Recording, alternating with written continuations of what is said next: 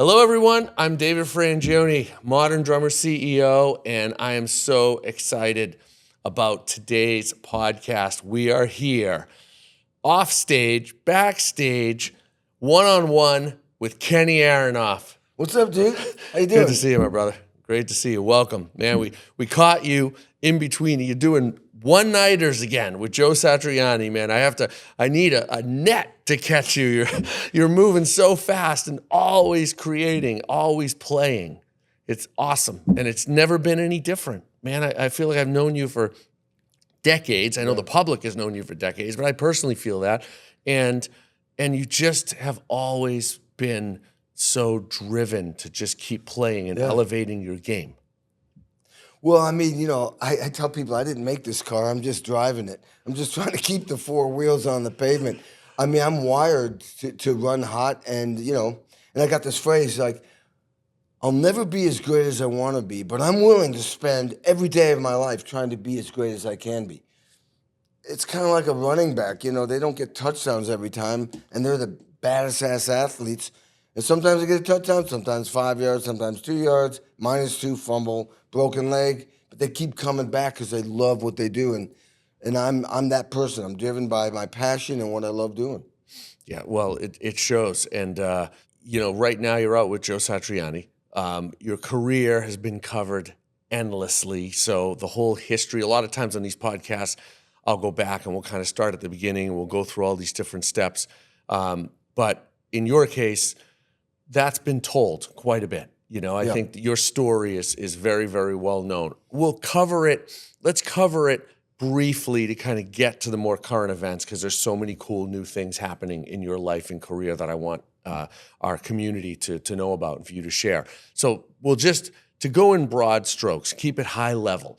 You find the drums with Ed Sullivan Show, Ringo. That's your inspiration. Then you take that obsession, which it really became. Yeah, it was an obsession, yeah. And you end up at, was it Indiana University. Oh, Indiana University. Indiana University School. It was like the #1 school of music for classical music. Okay, right. And in between that, did you study with Vic Firth? Well, I studied with Vic Firth timpani, studied with Arthur Press from the Boston Symphony Orchestra and percussion. They basically introduced me to massive hard work and self-discipline and so forth. But I did study drum set with Alan Dawson when I graduated college. And after Indiana and Gary Chester, because the pivotal moment was I got into the Jerusalem Symphony Orchestra, and instead of going to Israel to do that, I realized my passion was still, I want to rock and roll. So I didn't go.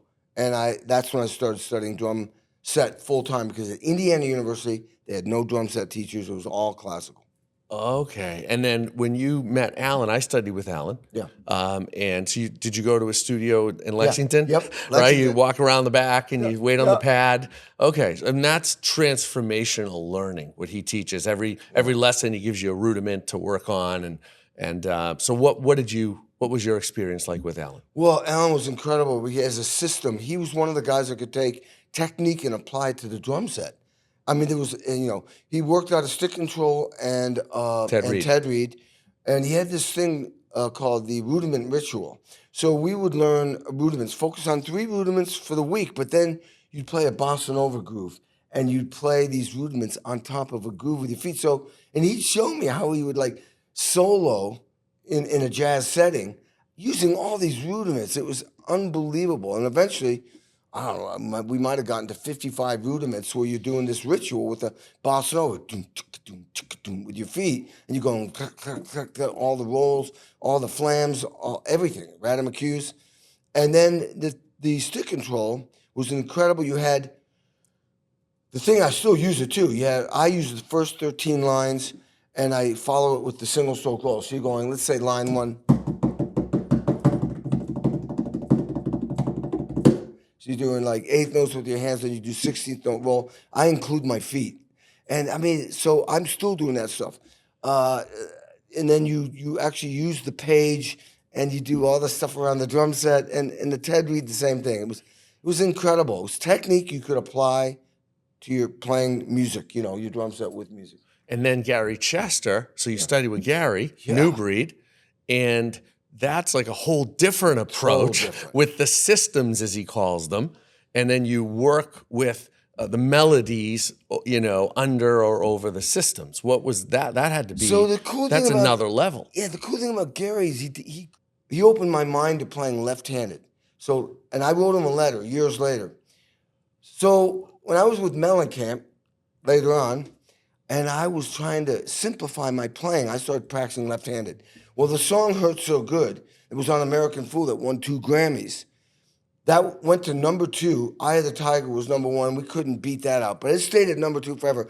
I recorded that song left-handed to just simplify my playing. But the point is, Mellencamp heard me playing left-handed when we were learning the song, and he heard this different feel. It was because I was more of a beginner playing left-handed.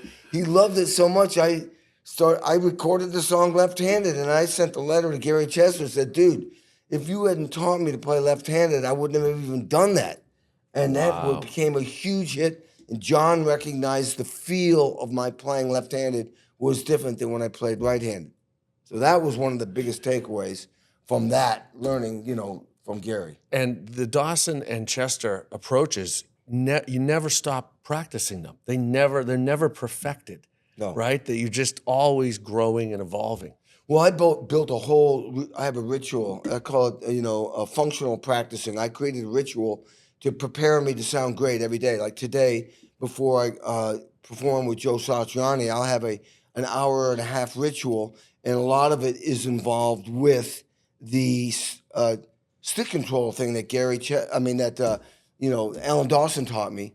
But the point is, we don't do sound checks with Joe Satriani. So I do basically 2.5 hours preparation in my hotel room. And then when I get to the venue, I'll do another half hour so that when I get on stage, I'm like slamming. You're warm. I'm warmed up. And I do exercise, push-ups, jumping jacks, whatever. So I can hit the stage hard and strong. Okay. And do you do that every show? Whether day. It doesn't matter if it's for Joe Satriani, John Fogerty, Mellencamp, whoever. Yep. That's your ritual before you go on stage. Because there's a thing I call RPS. The repetition of any skill is a preparation for success. So you repeat something. We're not robots. So I prepare because I know if I do that, I will sound at least at 98%. And so I do it. It works. And when I'm playing my hand exercises, my feet are going. I have 3 different systems. Actually, I have 6, but I do 3 every day. And when I do my foot exercises, which really involves double bass drum, I'm always using my hands. And any fill or any technical challenge or more of the difficult stuff that I do during the show, I practice those things. You repeat, and you're preparing to be successful. And that's the RPS, repetition. RPS is the preparation for success. And it could be anything. It could be anything in life. It could be diet. It could be exercise in the gym. It could be memorizing something, anything. We're not robots. If you're not doing as good as you want, you repeat. And that's been one of your secrets to successes. And when did you develop that? You get out of Indiana, you study with Gary and with Alan, and then you get the gig with Mellencamp back in Indiana. Yes. And and then you end up doing thousands of sessions during the Mellencamp time, 80s, 90s. You're doing sessions nonstop. Happened? Yeah. So John decided after we did 8 years, we would do 2 years per album. John writes the songs, we arrange the songs, we record the songs, mix master. Then you do promo. That's about a year. Then you go on tour for a year. Take a month off and start again. We did that 8 times, and we went from playing in 1,000-seat venues to selling out Madison Square Garden, the Forum, private jets, no opening act, just us, 3-hour show. We've conquered. And then John quit. I went, holy shit. I mean, if he doesn't work, I don't work. And I went, that's never going to happen again. I said, that he actually told me that after our last show of the Lonesome Jubilee tour in '88. Next morning I woke up and I thought, you know what? I've been working with one famous artist for 8 years, now I'm going to work with all the other ones. And I literally started going to LA and I created the session scene. After about a year, all of a sudden I get a call. I was doing sessions, but also I get a call from Don Was. I'm doing Iggy Pop, which then turned into Bob Dylan, Bob Seger. It turned into Elton John, and on and on and on. It just rolled. Then I had drum sets in New York, Nashville, LA, Indiana, where I lived, Japan, and Germany. People fly me all over the world because, there was so many big budgets. I mean, I'm on 3 records that sold 40 million copies now. As you well know, record labels were making 82 cents on the dollar. At the very least, they're making 82 cents on the dollar. CD sells for $15. Maybe they're netting $10. They're getting 82% of $10 times 40 million. That's a lot of money that they can invest in new acts, new bands. When an act goes in the studio, where does that money come from? They borrow from the record label. How do you go on tour and you have buses and planes and trucks and crews and stuff? Where's that money come from? Label. You have to pay it back. But there was money being generated. And so I was able to record through the greatest time where there was money, and I'm on like 300 million records sold. I mean, that'll never happen just from again. that period of time alone. Yeah, it's my whole career. Right. Right. And so when eventually that created, tension between me and John and I get it. John wanted me to be his guy. I mean, I helped him make big, huge hits. Jack and Diane that and Phil Collins' In the Air Tonight have 2 drum solos on top, 100 singles radio charts. There aren't very many drum solos that become hit singles. Yeah, air drumming at that level is very rare, and that's one of the songs. I had no idea what I was creating. I was just hoping I'd get the song on the record because that song wasn't going to be on the record. Jack and Diane was off the record. And I did that at Criteria, and right down here in Miami. And the thing is, and then all of a sudden it's released and it becomes the #1 hit. So from that point on, John looked to me as he was playing a song for the first time to come up with another drum beat that would make his song a #1 hit single. Why wouldn't he think that? He played a song once and turn around and look at me and go, like, "What do you got, Aronoff?"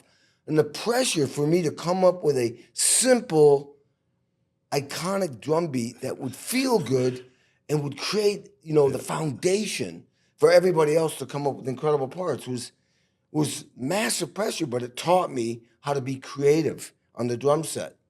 In the moment. In the moment. Right? Not when you have all day long to figure it out, but you have to have a vocabulary and you have to have your creative juices flowing and a really clear focus to be able to come up with that fast. Well, you know what? I created a system because the pressure when he was playing a song, and he admits it, they all sounded the same, on acoustic guitar. So the system I came up with, first of all, when he's playing a song, think of the most obvious beat. Just think of the most obvious. He's not going to like that. But then, 2, make a variation on that beat. Could be a hi-hat thing, a kick drum thing. 3, come up with another beat with another variation. And 4, completely think out of the box. Like, what would Neil Peart do? Well, Rush and Mellencamp are 2 different things. But I would grab something. So when John would go, "What do you got?" I'd go, "How about this?" "Man, that beat sucks, Kenny." I was just, "How about this one?" "Oh, that's kind of cool." "Well, how about this one?" "Oh, I like that part." I had 4 things for him. I'm telling you, there was a song called The Authority Song that was a pretty big hit on the record. And I was doing, the beat was just doom, doom, doom. And my hi-hat was like accented eighth. It was traditional. And I'd been digging Charlie Watts, and he'd come off the hi-hat when he hit the snare drum. So I was going, I tried that, and I was listening to the Police, and Stuart Copeland was doing all these things on his hi-hat. I started doing that, and the bass player looked at me and went, "I know what you're doing." Changed his bass part from, instead of playing with the kick drum, was doom, doom, doom. He went, doom, doom. Guitar players went, "Wow." And they changed their parts. Song was changed, and all I did was take 2 hi-hat notes out of my beat. Now that's creativity in the simplest way, but it affected the entire song. Yeah, literally. So that's... And that song is got a lot of cool little stuff going on. It's a big hit. It was huge. Small Town, the intro to Small Town has become iconic. It's as simple as it gets, but man, it is, it's your playing from the first beat. Well, and It is not simple in the craziest way. Like musically, if you notated it, it would look simple. But sonically, it's like that snare sound and the groove and just the way that you just let it kind of breathe. So it just got bigger as it went. Like it started big and it went to huge. Yeah, and that's another example. Like Pink Houses, I was thinking, what do I do? Maybe this song I won't even play the drums. So at the beginning, I played a headed tambourine until the second intro. So the whole song is like just, you're waiting. Finally the drums come in and, Crumbling Down was one where John calls me up. What are you doing? Practicing. So I just wrote a song called Crumbling Down. It's going to be the first song on the Elton record. I said, well, John, the record's done. It's mixed and mastered. Said, no. I got a song. We got to release this first. I'll be there in 20 minutes. I'm like, oh my God, he's coming over to my house. I had a little rental house. And he gets out of his truck and goes, hey, dude, don't mess this up. This is going to be a hit. No pressure. Bottom line is he sits right in front of me. He goes, and the guitar's doing eighth-o. Doom, doom, doom, doom, doom, doom, doom, doom, doom, doom, doom. So obvious beat, boom, ba, boom, boom, ba. I know he's not going to want that. And then I went, okay, so maybe I'll do like what Susie Q beat, which is from Creedence, all off beats with a kick drum. I thought, it's a little bit too much. Then I went boom, boom, ba on the floor tom with the guitar. And then I finally landed on kick drum, snare drum, and one little hi-hat thing. Boom, boom, ba, doom, boom, ba, boom, boom, ba.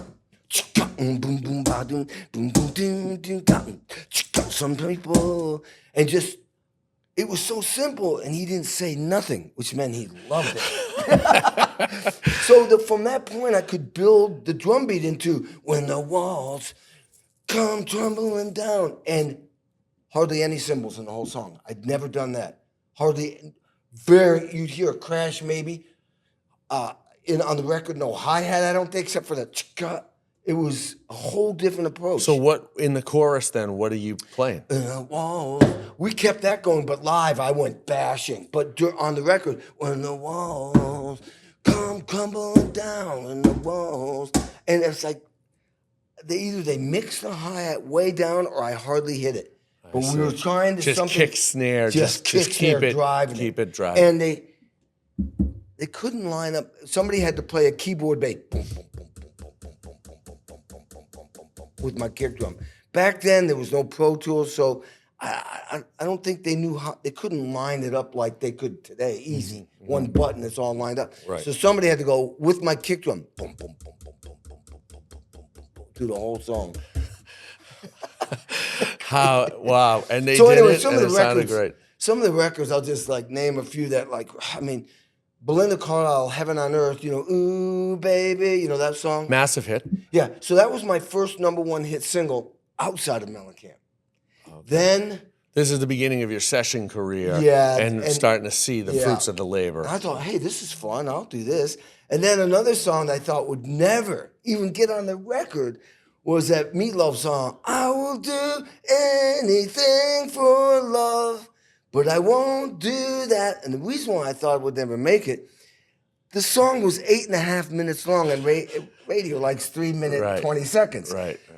But the funny part is, a year after I recorded, they asked me to come back to New York and add 2.5 more minutes to it. I'm laughing my ass off. Like, you're wasting your money. Nobody's going to play an 11-minute song on the radio. Record comes out. It's #1 in 28 countries in 2 weeks. The long version. No. It wasn't even an edit. Well, they cut it down to 5 minutes and 16 seconds. But still, oh my God. That's wow. So with all these people, you have to realize, 3 minutes and 20 seconds, you get everybody excited, and then you can put advertising, Coca-Cola on the radio to pay for the radio station.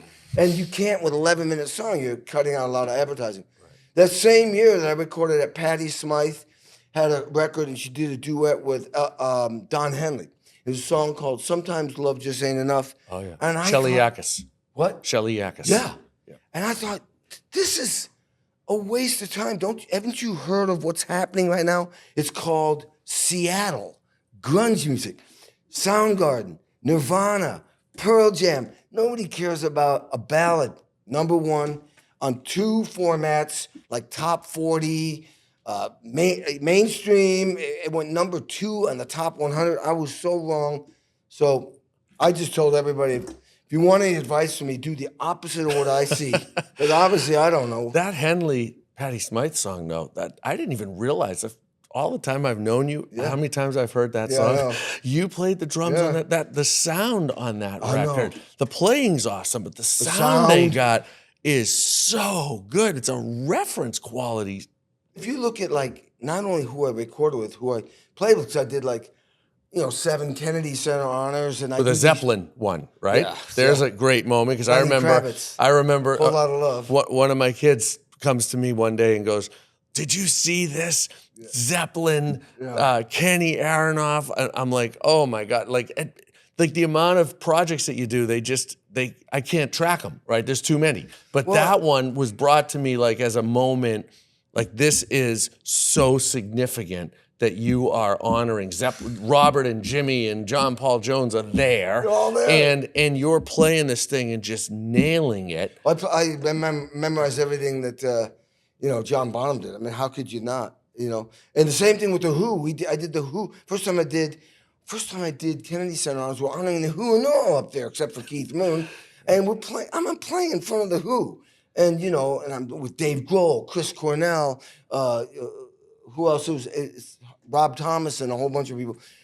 The most high-pressure gig. But then, then we're doing Sting, and I'm playing with, Lady Gaga, Bruno Mars, Bruce Springsteen. I mean, it just goes on and on. Then I did the Highwaymen record, which you have to realize that's Johnny Cash, Willie Nelson, Chris Kristofferson, Waylon Jennings. And they asked me to go on tour, and I wasn't ready to leave Mellencamp, and the manager from Willie goes, "Okay, let me get this right. You're saying no to Johnny Cash, Willie Nelson, Chris Kristofferson, and Waylon Jennings." I go, "Yep." Yep. I wasn't ready. And then you go into there I am playing with Stevie Wonder and Buddy Guy and B.B. King in the R&B sector. They're heroes. Yeah. And then Jerry Lee Lewis, his last year and a half of life, I got to play with him. When they asked me, I went, "Are you kidding?" And I did the Grammys with Jerry Lee Lewis and Little Richard and Fogerty. These guys invented rock and roll. But then you go a whole different world. You're going into like Michelle Branch, Avril Lavigne, Alanis Morissette, Melissa Celine Etheridge. Dion. Melissa Etheridge, one of the most powerful, greatest singers ever. Played with her quite a bit. Yeah. Yeah. I mean, and then not to mention Leonard Bernstein and Aaron Copland in the classical sector. I mean, one of my favorite stories that you share, and it's a full circle moment to say the least because the Beatles got you into drumming, right? Is when you saw Ringo when you were playing the tribute. That's another tribute you played too. I think it was the Ed Sullivan tribute. It was a Beatles. It was a Beatles tribute. It was on CBS. Yes, exactly. And I'm watching it, and once again, you're playing all the parts like so accurately. And there's so many details to Ringo's parts. I mean, anyone who thinks it's just, straight ahead is not getting into what it's really there. There's so many nuances. And then you and I talked about it later, and you were telling me how, you charted it out, and the reason it sounded so on point is that you did your homework. I did the homework. So there's a lot of stories to take from this story. So share the Beatles side of it, meeting Ringo, and when you interacted with him, and playing that gig. Every song that Ringo recorded, I mean, his drum parts were iconic in the parts and the feel. His feel was uncanny, and I got to play double drums in that show with him 2 weeks before. I had played 4 songs with him, double drums, for an event where he was being honored. And the night before this Beatles show, I did the Grammys where he sang. I'm playing drums behind him. But playing drums with him, it's like his feel. It's like you go, that's the Beatles. I wrote every single note out. And there was one song called Something. And Don Was got me the drum track from that. And there's like there's these rolls on the tom-toms. I never could hear what he was really doing. It was like, you go, grrr, grrr. And during the show, they put a camera on Ringo at that moment, and he was mimicking me going, grrr, grrr, and went like that. Like, because I'd done my homework. I did the role the way he did it, and I would never have gotten that right if I hadn't heard the drums separated from the main track. Wow. And Ringo, when you got Ringo giving me the thumbs up. To his parts being played. Yeah, I mean, it's the feel and anything. Anyway, you know, at the end of the show, and I played with Dave Grohl, Stevie Wonder, Jeff Lynne, Joe Walsh, Alicia Keys, John Legend together, you know, Keith Urban, John Mayer, Brad Paisley, and on and on. There's like 30 minutes left in the show. I go out in the audience, and there's these elite seats, and it's like Tom Hanks and his wife, Ringo Starr and his wife, Paul McCartney's girlfriend, George Harrison, and John Lennon's widows, and these actors like, you know, Johnny Depp, you know, Sean Penn, and Tom Cruise. And they're all applauding, but Ringo is like applauding me, going, "Bravo, Kenny, great job." And I'm like, this is my hero. And I'd never had a chance to really tell him what I thought of him and how much he meant to me. And I get on one knee because everyone's looking at me, and he goes, "Dude, I'm already married. That's okay." I'm like, "No, dude. I'm not proposing." Yeah, you're the reason why I play drums. You're the reason why I play rock and roll music. You and the Beatles set me on a course at age 10 that I'm still on. I just want to thank you. Thank you. And what did he say? Well, his wife had tears in his eyes, and he was humble. I didn't know what to do at that point, so I walked away. But I did think... Wow, what a moment. You know, I thought, like... I mean, I was being edified by my hero, and I at that moment, I went, you know what? In order to be really great at something, you have to love it. It's not up here, it's here. And that was the takeaway for me. It was like, I'm here because I got crazy about drums at 10, and that never left my heart. And that's why I turned down the Jerusalem Symphony Orchestra. I turned down certainty for uncertainty. I had a paycheck, I had a job, and all I did was I said, no, I'm going to go home and practice the drums in the house I grew up in with no paycheck, because I was following my heart. And that has, when you follow your heart, that was the takeaway, was when you follow your heart and your passion, you're unstoppable, you're undeniable, and you're completely authentic, because you can't not do that, because that's who you are. That was the takeaway. Wow. And that's a true, like, lifetime moment. Well, you've done the same thing. Well, we've both had them, you know, but we also have the same philosophy of that passion. You know, like I started in MIDI and technology from being a drummer at a young age, when at a time where, if you can imagine it, people would say to me, "Are you crazy? Like, who cares about technology?" That's how early I was in technology. It was new. It was so new and so unproven and so niche that my inner circle, my family, and then anyone else I talked to, they just thought, you know, man, you're out of your mind. Like, you know, why would you bet the farm on music technology? Today, that just sounds laughable, but that's what it was like when I started out in the 80s. But that's like the first buggy from the horse and buggy time, when there was no cars. Somebody put an engine on it. Somebody's driving around with this buggy with an engine, with a steering wheel and wheels, and they're going, "What are you going to do with that?" That became the automobile. Right. And the horse and buggy went out. Yeah. I mean, these are pivotal moments, and you are at the cutting edge of a new technology that has only expanded and grown. Well, yeah, it's true, and the root of it was the passion, though. Yeah, like it wasn't trying to just do it to make a living, because early on you couldn't. There wasn't enough going on to really make a living from it. Absolutely. But there was enough of but my passion, my true inside, I thought my passion was solely drums and music. Right. But I realized that my passion wasn't solely drums and music. It was music and technology with a love of drums. Yeah. But my passion to what am I going to do? What do I want to do every day? Because my mom and dad were so supportive, and they were blue collar workers who did what they had to do to survive. Yeah. So I wanted to do the opposite. And we would talk about it as a family, and they would say, do what you would do if you didn't have to make a living, and you just got up every day to be fulfilled and find your purpose. Do that. and then a living will come from it if you do the right thing. And you work hard. Yeah. And I worked, I didn't take a vacation for 30 years. I would call that working hard. Yeah. You still are working hard. And I'm still working hard. It's just not quite at that level that I did for those decades, but it's pretty close. And because that's the work ethic ingrained in me. I think when you learn something that young, and tell me if this is the case with what you found, because you started at the same age as I did, it's that when you learn these habits, I'll call it, routines, however you want to define it, that are embedded inside of you, that like passion plus tireless hard work plus commitment plus discipline equals outcome. Yeah, absolutely. I mean, and it doesn't matter how you learn it or when you learn it, it's that you do learn it. Because once you learn it, the light goes off. That's a great point. The light goes off. Doesn't have to be early. No. It's like, the thing is you start to realize how it works. And the key thing is you have to feel it. You have to feel like, how does it feel that I did this, this, and this to get to that?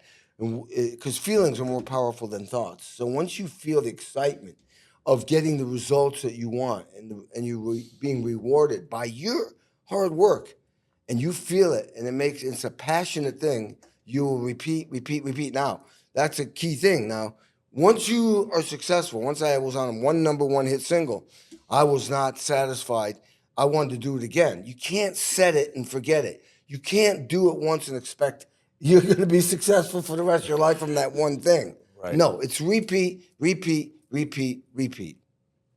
And to that point, when I look back, now we'll talk about for a second, like the specific David and Kenny moments that are uniquely ours. Yeah. Because we've worked on these projects together, even when we didn't realize we were working on them together. Right. So we have some really cool moments and stories, if you will, that I think are that we can share, and because there's something to learn from all these stories. Yeah. So I'll just randomly pick some.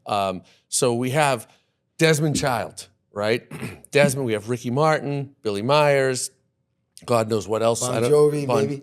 Right. So Desmond asked me to come down and help him with building Gentleman's Club studio and outfitting with Pro Tools. And really, it turned out Desmond's vision turned into really the first all Pro Tools studio. And I was part of the Pro Tools world before it was Pro Tools. It was Sound Tools at the time, and then it turned into Pro Edit and Pro Deck, which combined these two pieces of software for editing, recording, and mixing, and then it turned into Pro Tools and et cetera. I mean, it's a long story, but the point is that because of that history, and I met Desmond on some Aerosmith projects, he asked me to come down to Miami. We create the Gentleman's Club. Next thing I know, Pro Tools sessions are popping up in the studio, and you're on drums. So let's share some of these incredible moments. Yeah. I mean, like Ricky Martin. Like pick a Ricky Martin story because you got some amazing ones. Yeah. Let's give them a peek behind the curtain. All right, so Ricky Martin records this song called "Living La Vida Loca," blows up. It's huge, but there's no album. So Tommy Mottola, head of Sony Records, is going, well, we got to build our album around this song because we have a huge following. So I get called. Just a typical call, Desmond's manager, Brian Coleman, calls me and says, "Hey, Kenny, can you cut a couple songs in New York City?" It might have been Right Track. Yeah, sure, I show up. Back then, they didn't even send you the song because, there were budgets. You could, I write the chart. I write everything out. But when I got there, I noticed it was John Cicada and George Noriega, and these guys are from Emilio Estefan's camp. You have to understand, Desmond and Emilio are both Cuban-American, from Cuba, living in America, in Miami, and both very, very involved in the Latin scene.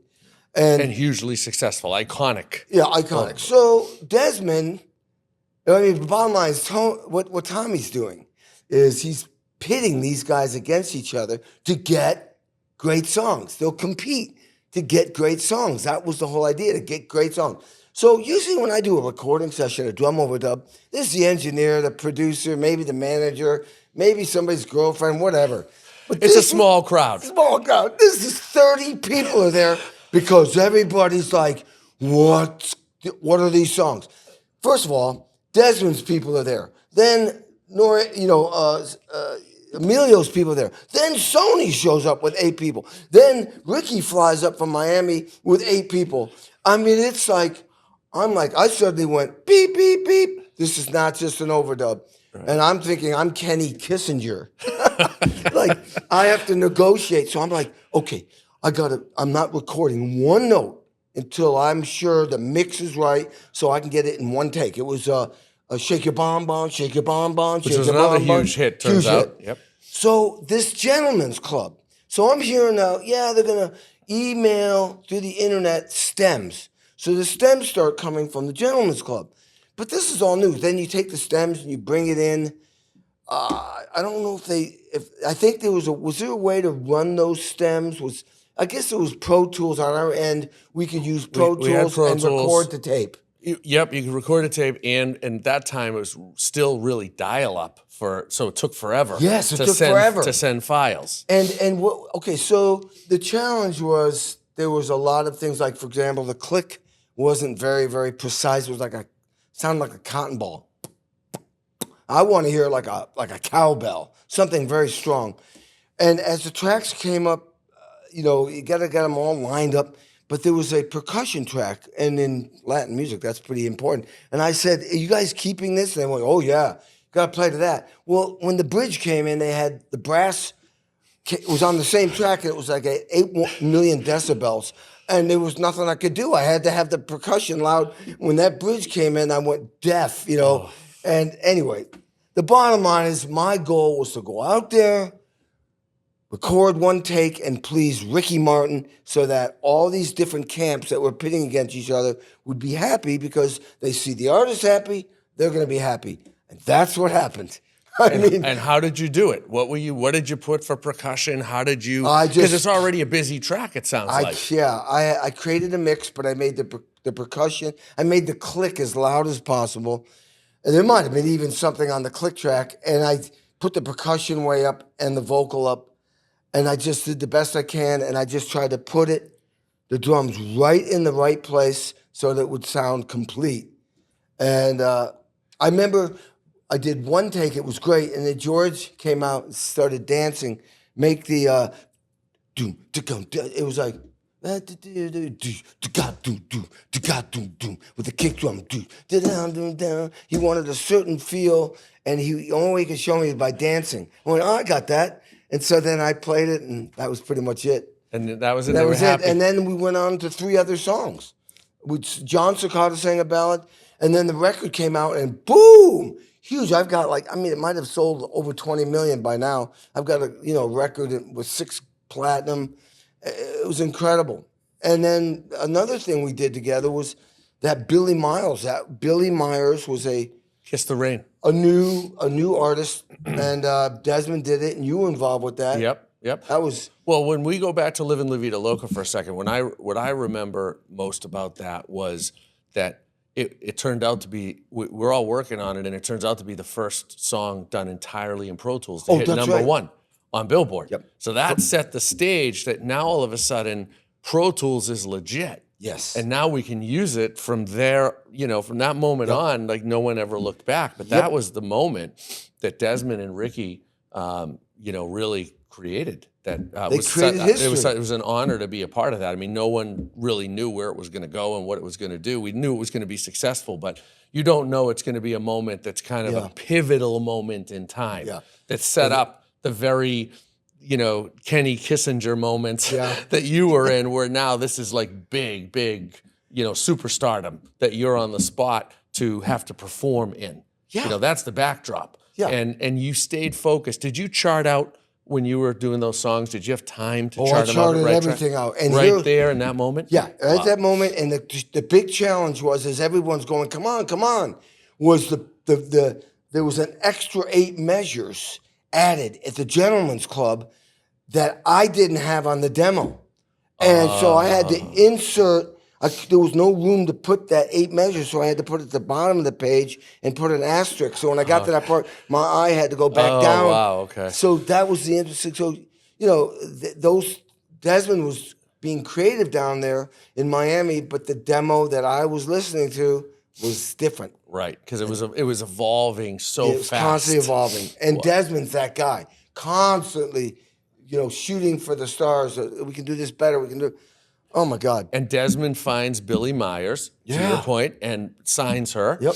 And you end up playing on it. It's great songs. Great record, man. You sound so good on that you, record. And it never blew up at the level that anywhere close to a Ricky Martin level, but there's not really you can't really say why or why not. Like, it's more music business. Like, you just don't know what's going to hit or not. Right. But the songs are as good as anything. Oh, yeah. They're so Desmond's great. involved. Well, and you're playing on it. Oh, thank you. And all different styles on it. Even though it's a pop rock thing, there's all kinds of ballads and it sounds like a hybrid of like grooves and drum machines and stuff going on that you have to play around. Yeah.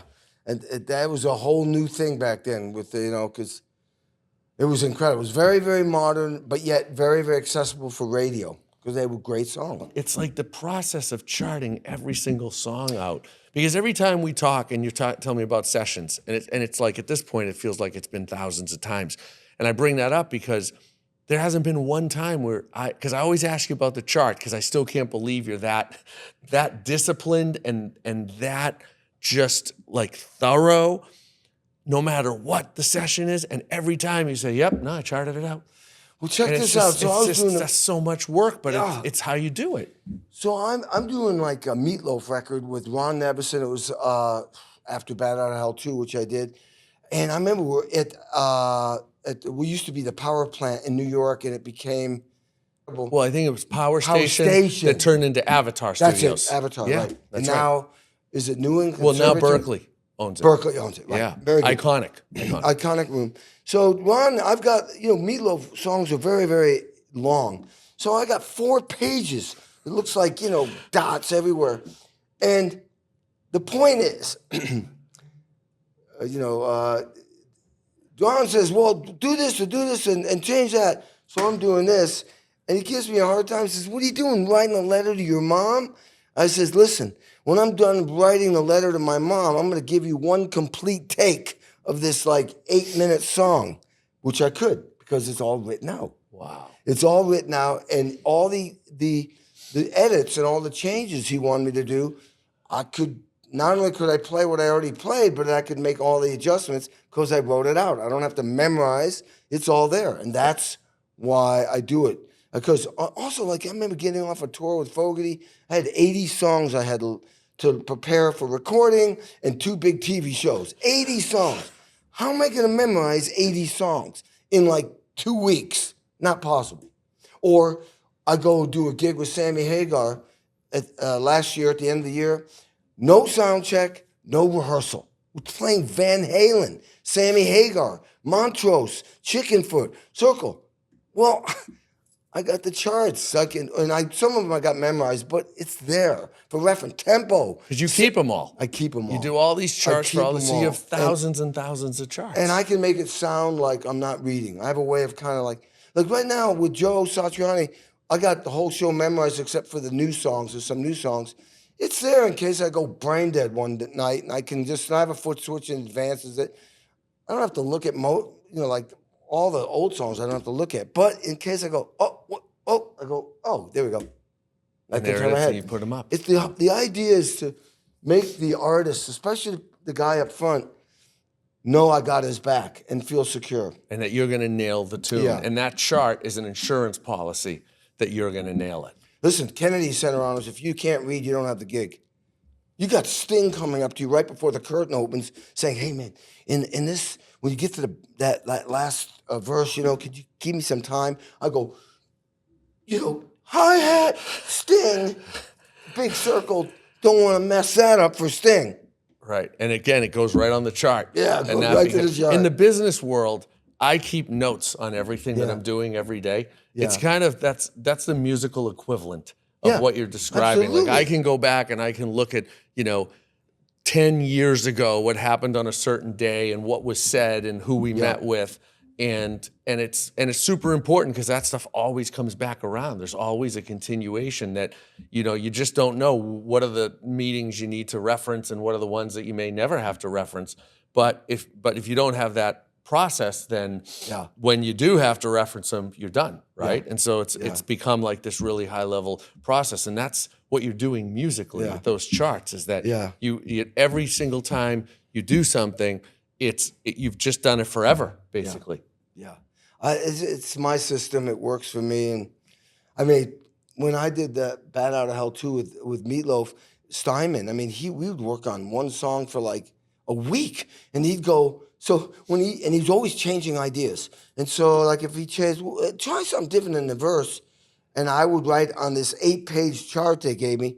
If we changed the beat, I would date the new beat. So we get on Thursday. He says, hey, "What did you remember what you did on Monday?" I went, "Oh yeah, I do. It's written right there and dated." And you would put what the new beat was. Yes. Wow. And keep the old beat there and date it. Amazing. I know, it's insane because I can't remember what I did on Monday. Right. But if you capture it in the moment and write it down, then it's remembered. Yeah. Yeah, that's an awesome And that's technique. why Steinman would always want me there and Meatloaf would want me there for 3 records. It was like, get Kenny. Right. You know? Because once they're used to that process, they realize it's so efficient. Yeah. Like it keeps the creativity flowing so that you never stop that, and Keeps the creativity flowing. And that's really the magic to it. Yeah, keep the creativity flowing. That's the nail. Right. It's like I keep the creative to be able to do that. You're not like, I forgot. That's right. There's another chorus. No, I can get through the whole song, and then the producer, and the artist can go, "That's brilliant, but try this and try this." Okay. Oh, that's great. Oh, go back to this. You're keeping them creative. Right. Right, and your technique of this charting system is the reason why. That's one of the secret sauces. Yeah, and it's a lot of work, but the interesting thing is it's less work as the process goes on. Yeah, because you've done the heavy lifting at the beginning. Yeah, when you're just updating a beat here and a beat there, it's actually a lot less work than somebody trying to remember and then playing 15 different things, and they go, "Oh, I think it was that one." I mean, that can really go sideways quick. For me, there's no way I can't recall like that. That's insane. Yeah. You know, I mean, yeah. So now we go fast forward through Desmond. We have Bon Jovi, great Destination Anywhere. Yeah. Right? I think that was the name of the record. Blaze of Glory. I did both the solo records, Blaze of Glory and Destination Anywhere. Destination Anywhere, another record with just great songs. Killer. Great playing. Yeah. And different styles. You know, like you're playing kind of, you're playing some real groove stuff, some 16th note stuff. And they were getting into loops and stuff. We had, what's his name? We had a lot of different people involved, but there was a lot of loops. And I was doing like on a small little team, I'd create these little kits and do a loop and compress it, bring it in. I'd create loops, basically, and stuff like that. John was experimenting on things that we did not do on Blaze of Glory. You know? Right. And the record ended up being just great. Great record with a lot of cool drum stuff to check out. And again, it was another early days of hybrid. Yeah. Where it's playing and it's loops and they're kind of coexisting in a really musical way. Yeah. So as we fast forward, you're out with Joe Satriani now. And what else, dare I ask, what else are you up to? You have your podcast, which is fantastic. Yeah, and Kenny Aronoff Sessions. Awesome. Interviewing people like Bill Burr, Sammy Hagar, Steve Lukather, Joe Bonamassa, Paul Schaefer, yeah, Ann Wilson, Desmond Child, yep. And that takes up a lot of time. But I have my studio, so I'm always recording. I did Joe Satriani's last record in my studio. It's called Uncommon Studios LA, and a lot of new artists from all over the world that don't have record deals will send me their files, and you'll play on them, and I chart them, and then I have an engineer, and then I record the songs, and then I have a speaking career where I will give teamwork, leadership, innovation, creativity, realize your purpose in life type speeches for big corporations. And I have my drums, and I have a movie, and I have a deck, and I play music, and it's great. I love doing it. It's like this kind of thing, but it's a show. It's not a casual thing. I know exactly what I'm doing, and it's phenomenal. So I do that, and then I go on tour. So when I get done with it's actually Joe Satriani and Steve Vai. I'm going to go do 3 gigs with Billy Gibbons, and I got some gigs with Sammy Hagar, and then more sessions outside of LA. And there's always things coming my way. And I did write a second book. At some point, I got to edit that and get that done. Oh, it's actually a book that's it's more of a self-help book. So it's stories, but there are lessons. Every chapter will have some of the things we've been talking about that people can apply to their everyday life.